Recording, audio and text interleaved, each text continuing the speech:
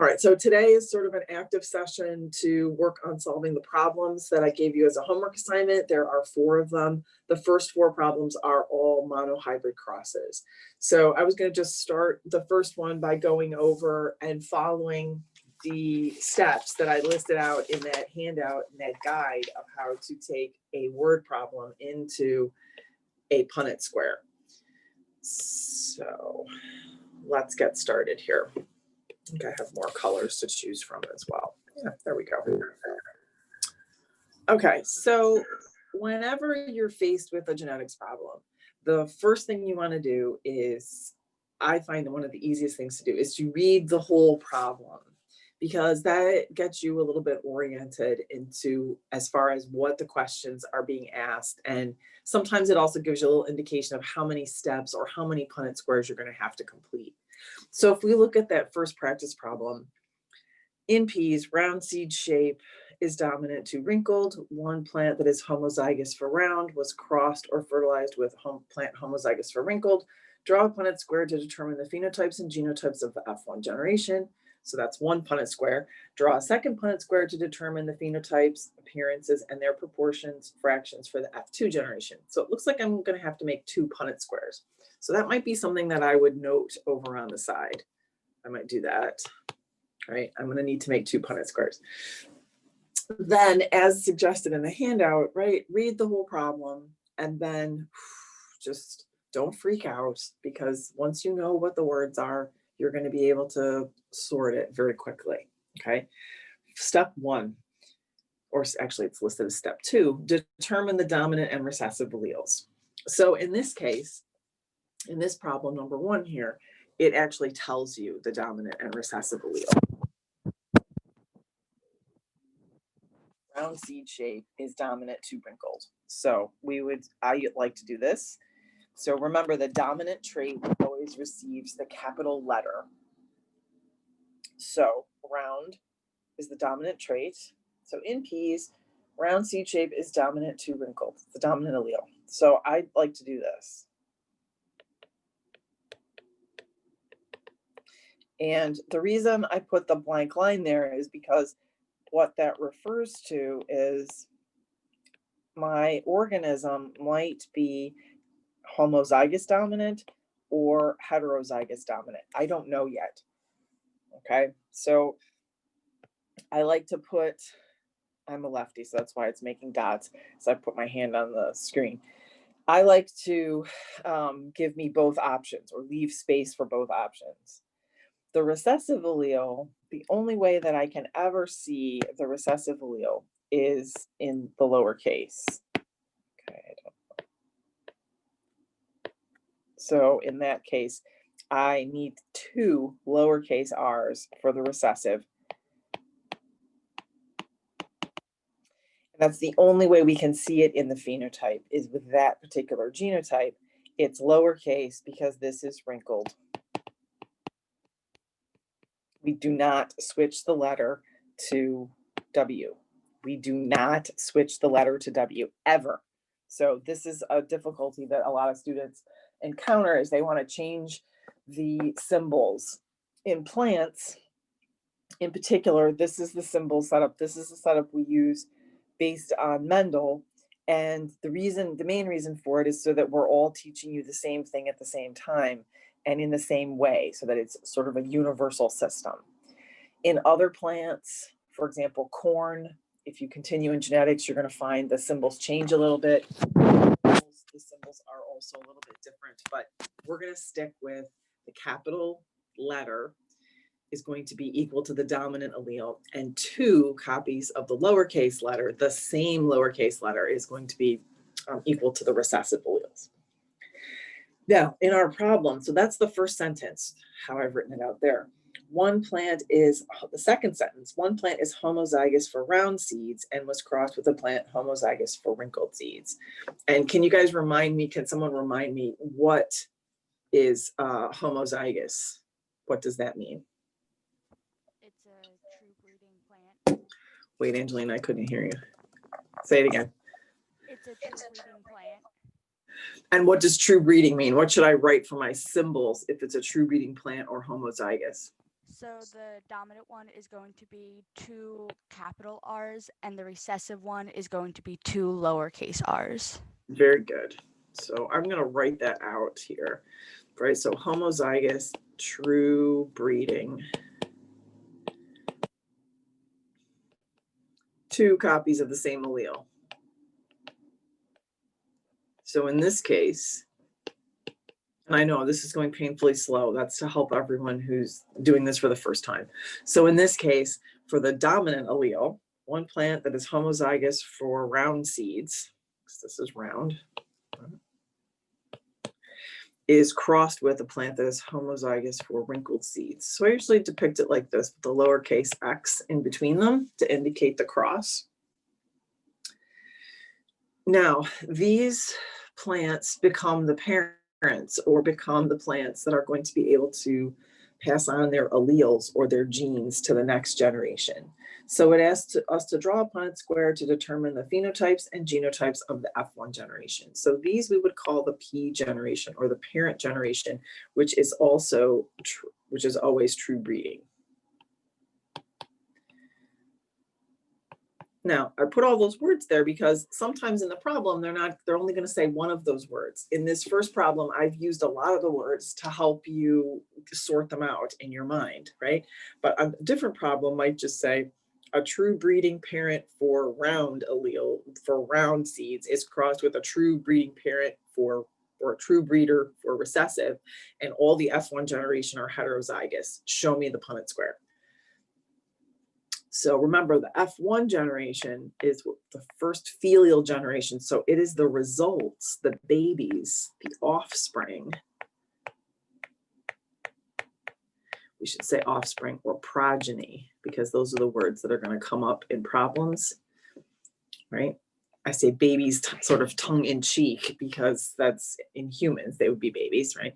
But we don't have true breeders. So the F1 are the results of the offspring or the offspring progeny of a cross of 2 true breeding parents. So when we draw our Punnett square here, because it's a monohybrid cross, we are only discussing one trait, seed shape, right? So the trait or character, seed shape, and the alleles, the versions of that trait or character, we have round or wrinkled. Right, which we've determined round is dominant and wrinkled is recessive. So now, how do I put these alleles for these 2 parents across the top of this Punnett square? I like to tell students, especially in plants, because plants have both male and female gametophytes in their flowers, right? They can produce gametes of both types. So pollen grains are male and the ovule is the female portion. So I like to not say male and female with plants. I like to just make them maybe in a circle and a square like this. So the alleles that the circle parent or the homozygous dominant parent can leave in its offspring or pass on to its offspring, I'm going to put those across the top. And try to remember that these are gametes. These are the results of meiosis.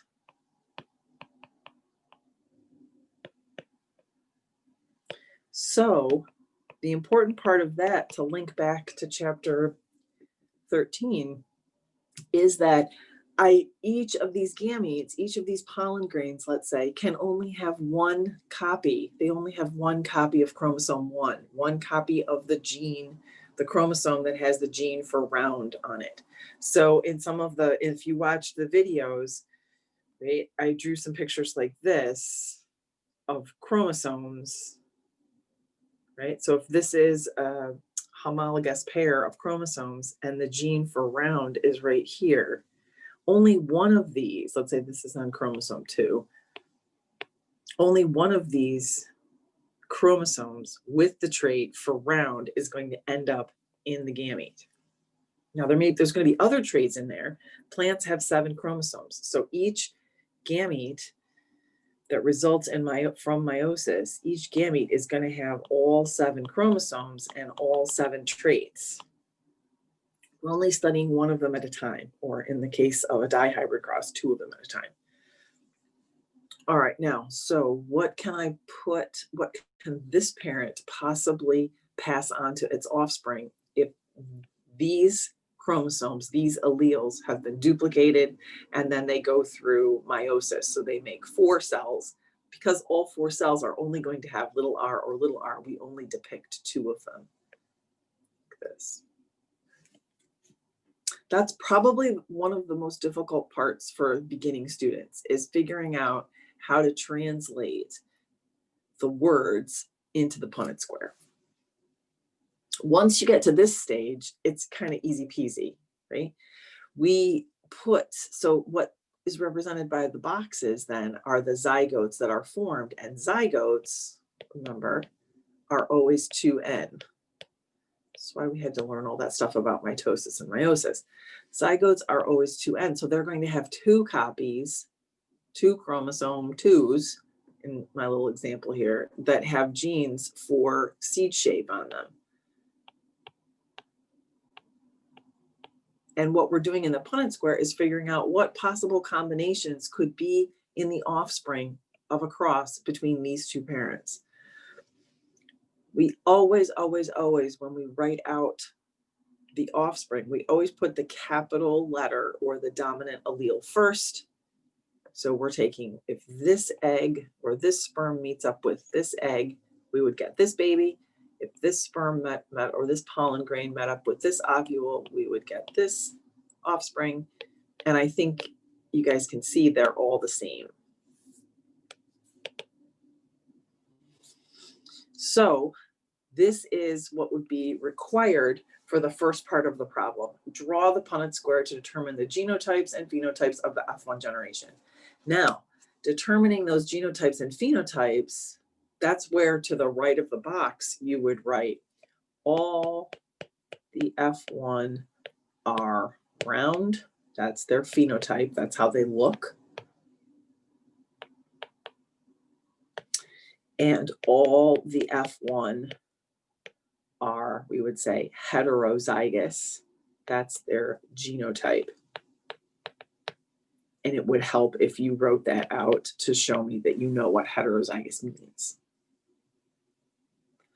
Questions about that before I go on to the second part? And you guys can just unmute yourselves and chime in, that's fine. Does it matter which side we put the alleles on?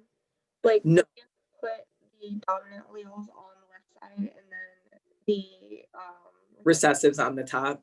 It doesn't matter. This is just more traditional, is to put the dominant ones across the top. I think it's just based on, in general, your eye goes to those first. But no, it doesn't matter. It would be perfectly acceptable for you to put the lowercase, that's what you meant, right? Put the lowercase r's here and the capitals here. Yeah. Yeah, that's fine.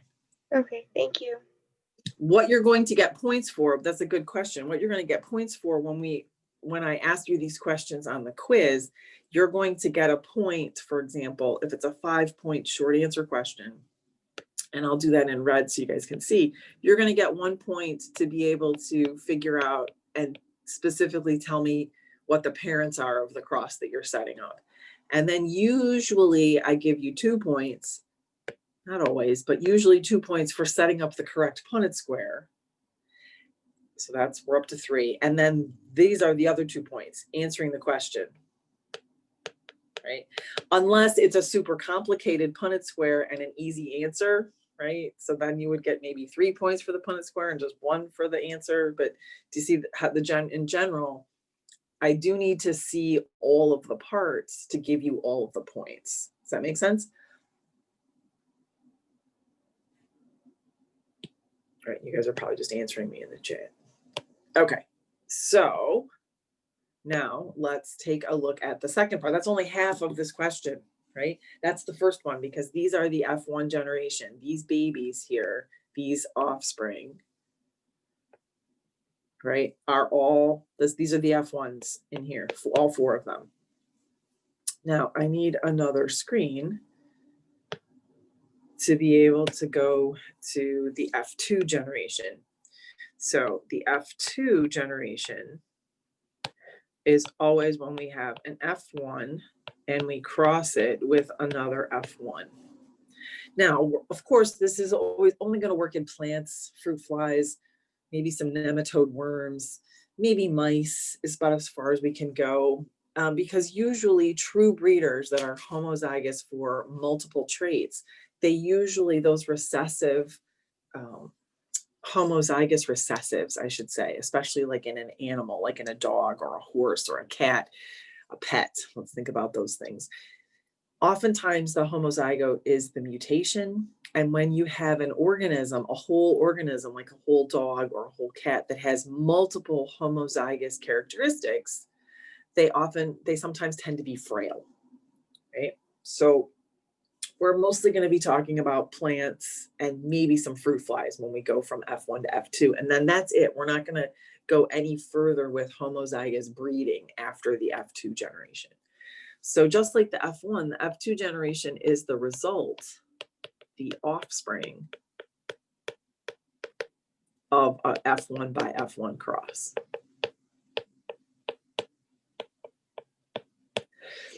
So now if we would look back to our other diagram, we would remember that our F1s their genotype is capital R, lowercase r.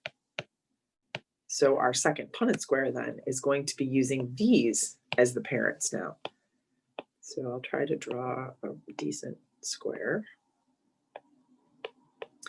And now whoever asked me that, it might have been Leah, I think, right? Now we can see that it certainly isn't going to matter which one of these we put on the top. Let's make him in a square again so that it stays consistent. So I would put capital R, lowercase r, capital R, lowercase r. Remember, these are the gametes that can possibly be donated to the next generation. And these guys are heterozygous, right? So pollen grain may get a capital R or a lowercase r, right? Think about, again, the end of meiosis when you have 4 cells and they all can only have one copy of chromosome 2. They're either going to get big R, 2 of them are going to get big R and 2 of them are going to get little r, but nobody's going to get both R's, right? No one's going to get 2 copies of the gene for seed shape. All right, and now we can fill in the box. So if this pollen grain meets up with this ovule, we would have that offspring, that zygote. If this pollen grain meets up with this ovule, we always put the capital letter first, the dominant allele first. And the reason for that is because so we can very quickly look at the box and get the phenotypes correct. Again, if this pollen grain meets up with this ovule, and then if this pollen grain meets up with that ovule, we would end up with that. Now, when we look at these F2 generation, we have a different complement of phenotypes and genotypes. How many of these offspring look round? Let's see, I can call on someone. Angelo. How many of these? How many? 3/4. 3, right. So we would say 3 out of the 4, right, are round, right? And so that's, again, when we would have this for our genotype, indicating that they can either be capital or capital lowercase, but they're still going to look round. And then clearly I only have 1/4 that are wrinkled. And again, the genotype for wrinkled, for whatever the recessive is always going to be homozygous. If you watch the videos when I went through all of the Mendel studies, right, repeating this over and over is what helped him. And again, adding in the math, these proportions, that is what helped him generate his first law or his first principle, right? This monohybrid crosses.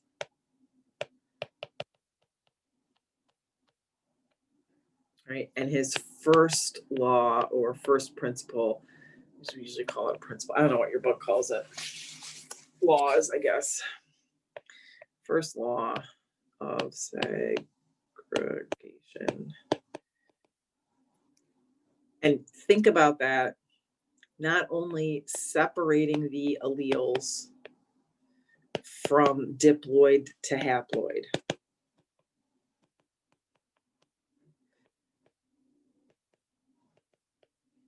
but also, I don't want to use the word assort, but also, right? So because we don't call the principle of separation for a reason, because the word separation isn't enough detail. So not only are the alleles being separated, but they are being almost, I would say, sorted. You know, I guess I'm going to have to use that word, right? They're also being sorted into gametes, so that they're not only being separated, the sister chromatids, right? Because remember, during meiosis, we have 4 copies of chromosome 2. So not only are sister chromatids being separated from each other, but they're being sorted so that each cell only receives 1 copy of chromosome 2.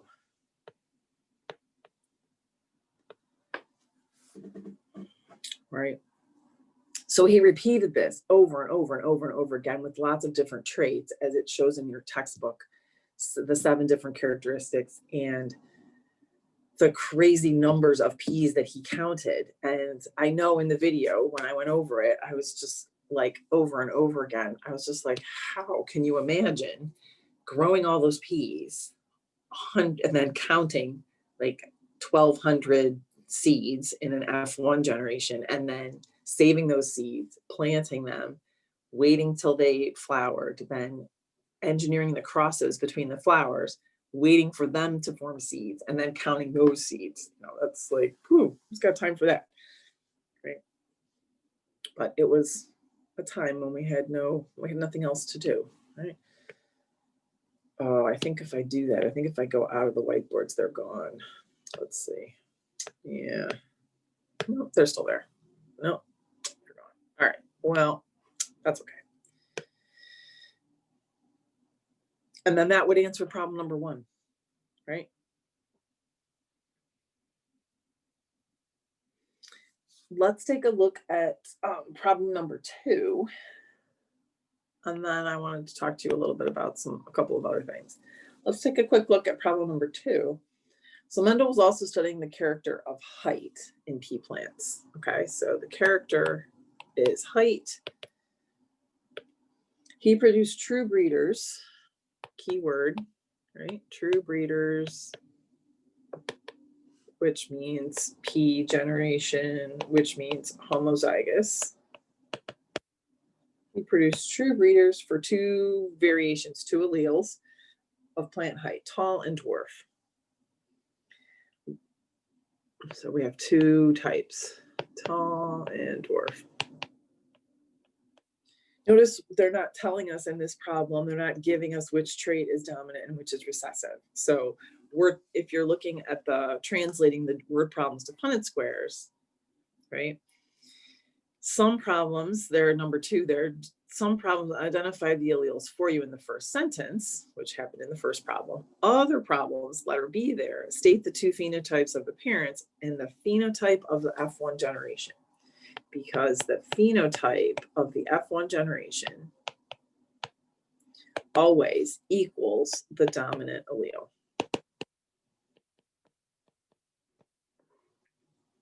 That's what we see in the phenotype. So when he crossed a true breeding tall with a true breeding dwarf, all the F1 generation plants were tall. So when he takes true breeding tall, or the P generation tall crossed with dwarf, all the F1s are tall. So that means tall is the dominant allele.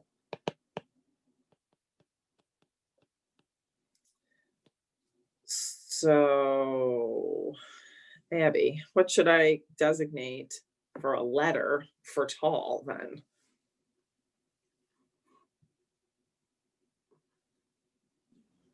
Can you use just R? Nope. T. T. Yep, I would use T. And what kind of a T? Capital for dominant. Yep, capital for dominant. Excellent. So now, and again, what I like to do and what I think helps people is I would off to the side then, before I read the next sentence, I'd be like, okay, so now T, or T, little t is going to equal tall, right? T, whatever. And that gives me little t is going to equal dwarf. Then I can't make a mistake. If I have that little like answer key off to my left when I'm trying to start out the problem and work on the Punnett square and work out the genotypes of the parents, if I have this sitting over here, it's much more difficult for me to transpose the letters or mix them up, right? All right, so we crossed a true reading tall. All the F1s were tall. Which allele is dominant? Okay, we answered that question. Which allele is recessive? So then for this particular problem, if it was on the quiz, you would have to tell me tall equals the dominant allele. The recessive allele is dwarf. Draw the Punnett square to show these results. Well, what will the F2 generation look like and how many of each phenotype can he expect? Then it becomes the same problem that we just did, right? You guys can see that? Then it becomes, okay, how do we get to this F1 generation? Basically show me. So we would draw our Punnett square. And because now we would maybe underneath, frequently I do that as well. Now underneath, I would know what to put, or above in this case, I would know what to put for the alleles, like this. So then when I write this over to the side or above my Punnett square, I know that I'm going to have capital T, lowercase t. And then when I fill in the boxes, when I make those zygotes, they're all tall, right? 4/4 or all tall, 100% tall. These are, remember, my F1 generation. So off to the side here again, or underneath, I would write all tall, right? 100% capital T, lowercase t. And then for my F2 generation, I'm going to take 2 of the F1s and cross them, let them self-fertilize. So I would do this. And then I would give my parents here.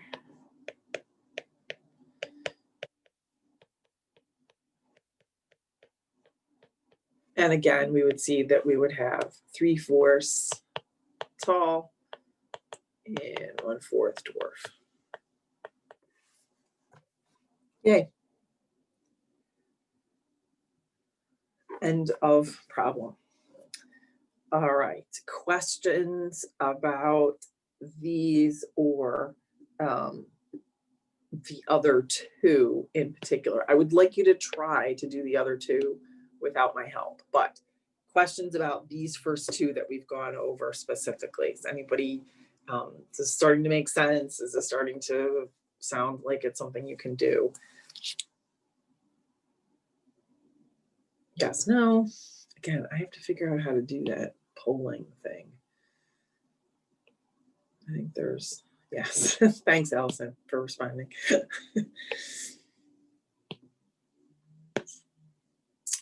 Okay, so there are a couple of other things that I wanted to just talk about real briefly, because if you are going to try the problems, this set, I need you to finish and sort of turn in to me however you can. And I will look at them very quickly. And again, I'm going to count them as lab grade because we don't have a particular lab for this.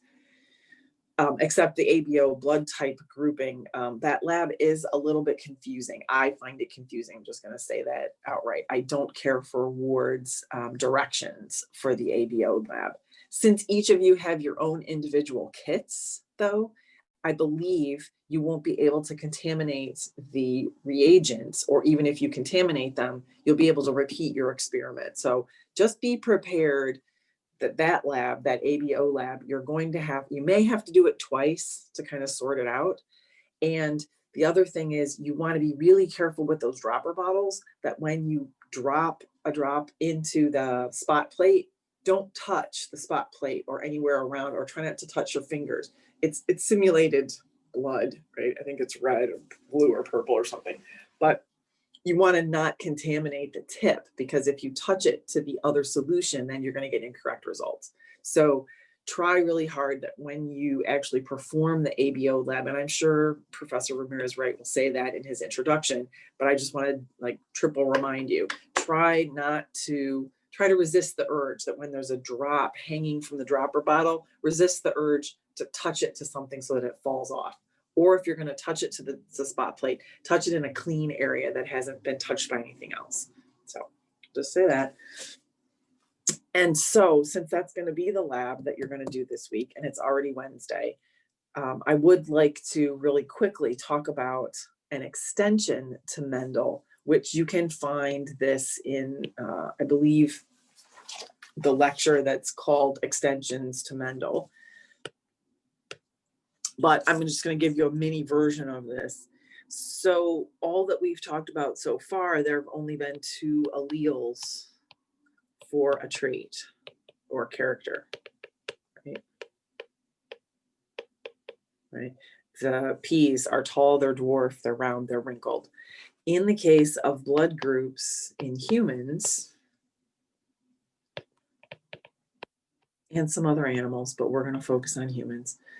In the case of blood groups in humans, there are more than 2 alleles for the character. We call it multiple alleles. And we use this in BIO1 as our example because it's the simplest of multiple alleles.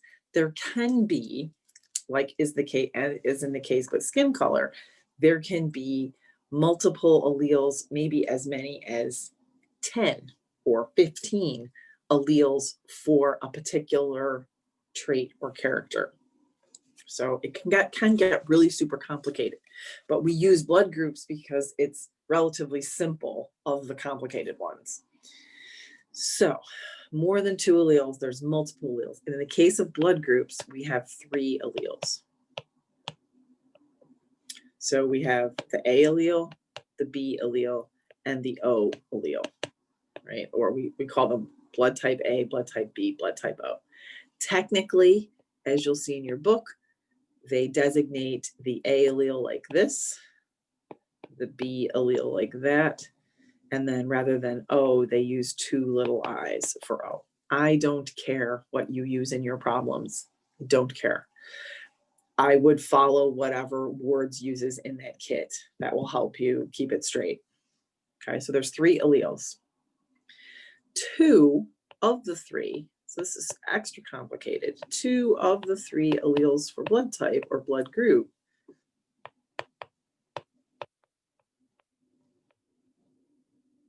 again, in humans, 2 out of the 3 are what we call co-dominant, meaning equally dominant.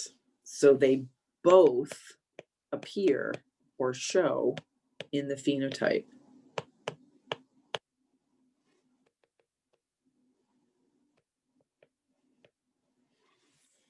And for us, this is going to be in BIO1, this is going to be as complicated as it gets. As you can imagine, it can get more complicated, but we're going to leave it at that. So we have 3 alleles,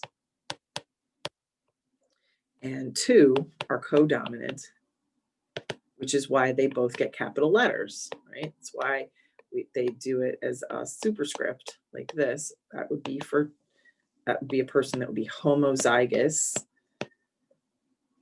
for blood type A, right? This would be a person that would be homozygous for B. This would be a person heterozygous, right? They would be blood type AB, right? So this is homozygous B. But since both proteins are expressed, they're co-dominant, you can have people that are AB. And then the 4th phenotype would be this one, and that's type O. And again, this is the recessive, right? And this is, you only see it as a phenotype when you have 2 copies in the genotype. I'll say that again. You only see this phenotype when you have 2 copies of the recessive in the genotype. Now, of course, so these are all phenotypes that I've listed here. Right? But for a genotype of a person who is, if all we know about them is they are blood type A,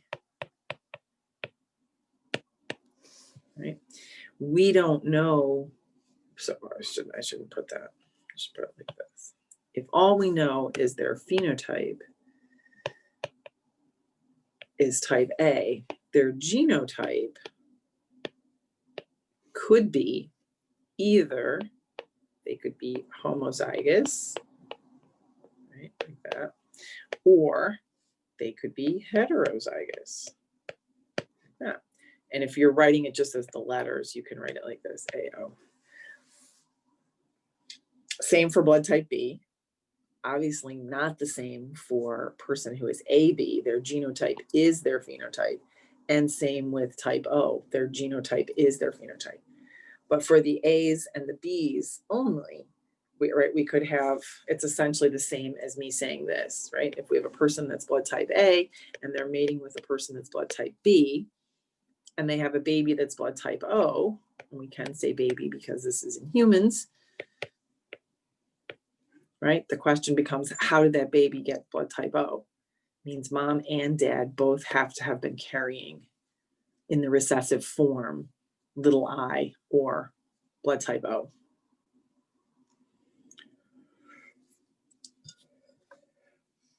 Now, there's one more thing that I wanted to talk about before we close down here, and that is I wanted to mention a little bit about pedigrees, because I believe not in this first set of problems, but in the second set of problems that I'm going to give you that are Halloween problems. I know they're a little bit past their due date, but I'm going to give them to you anyway because it's still Halloween-ish time. There is a pedigree problem in there. And so I wanted to mention that. And they are they're a little challenging and fun to do, right? So for a pedigree, this is when we try to follow a trait through multiple, or a character, your book likes to call them characters, through many generations or through multiple generations. And this is necessary for larger animals like dogs, cats, people, horses, because we can't stage true breeding matings. And in order to determine whether a trait is dominant or recessive, if it's a co-dominant trait, if it has multiple alleles, this is one way to determine those things, is to construct these pedigrees. So I think there's some young women in your book that have widow's peaks, and their pedigree is followed. That's because it's a very visible characteristic or trait. But I would just remind you, males are squares, females are circles. A line between them indicates that they had children or offspring. The children are depicted in birth order. So this family had 2 boys and then a girl, right? And then if a person has the characteristic or trait, we usually color them in. So let's say the dad had the characteristic, whatever it is, and this boy has the characteristic, and so does this girl, right? So when they're colored in, when they're filled in, that means they are expressing the particular characteristic. And then usually if it's a particular trait that we're following, like widow's peak, and we determine that it's dominant, right, then we would do that over the dad. And if the mother doesn't have a widow's peak, we would assume that she was little w. And then we can go about figuring out the genotypes of all of the children if we wanted to. And that would tell us, because this child doesn't have the widow's peak, that would tell us that dad had to be carrying a little w, because the only way we can get 2 little w's would be if we had this Punnett square. I try to make the lowercase letters that are the same shape in the alphabet look a little cursive. Oops, that's not correct. That would be little w, big W, little w, and then little little w. So in theory, half of their offspring should have this genotype and half of them should have this genotype, but they didn't have 12 kids, right? We see these probabilities play out with higher numbers of offspring. So we could compare those numbers to a different family or to multiple families if we were trying to establish which was dominant and which was recessive. But usually the recessive shows up in a smaller proportion than is predicted by the pedigree.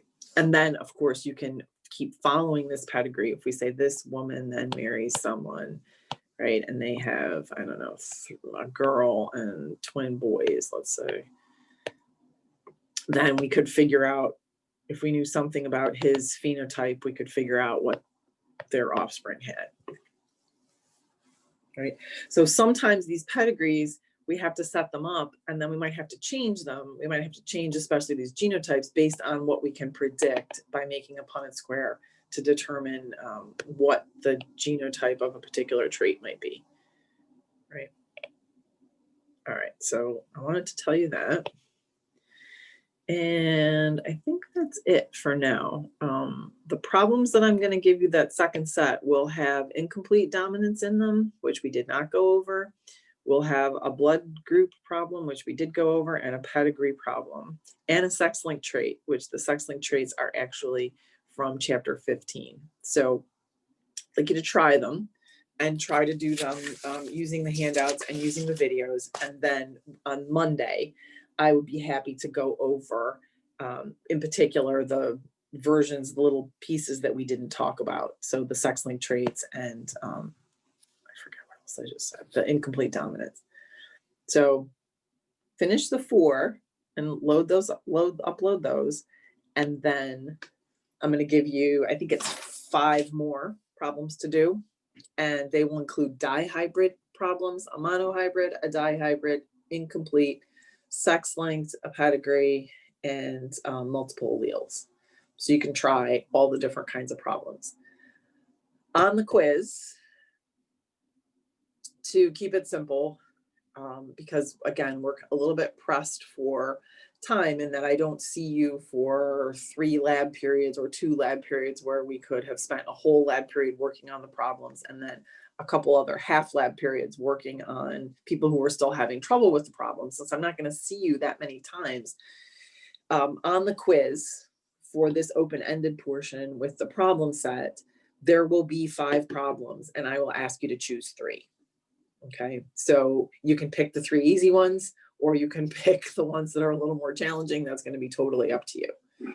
Okay, but you should be able to at least have practiced all of the types of problems that I would include on the open-ended portion of the quiz. And it would be those 5 different kinds: a monohybrid cross, a dihybrid cross, F1 and F2, a sex-linked trait, draw me a pedigree, and multiple alleles. So those are the big 5. Okay. So again, the 4 that you have, the first 4 are just all monohybrid crosses to practice learning the vocabulary. I'm going to open up a set of Halloween problems that will be 5 problems, maybe 6, that will include more of the variations. And then we can go over those on Monday as well. And so please, please, please try to do those problems before Monday. I'll post them this afternoon. Note to self, post Halloween problems. I'm going to put a due date on them of Monday. And then on Monday, we can go over any of them. I'll put it Monday at midnight. And then on Monday, we can go over any of the ones that are, you're just like, I have no idea how to do this. I would recommend watching the videos, of course, that I've made, because those are the words I'm going to use and that's how I'm going to set up the problems. If you're still confused and you are having difficulty, obviously check in Mastering. There are some practice things, and also check out bozemanscience.com because he'll be able to help you as well.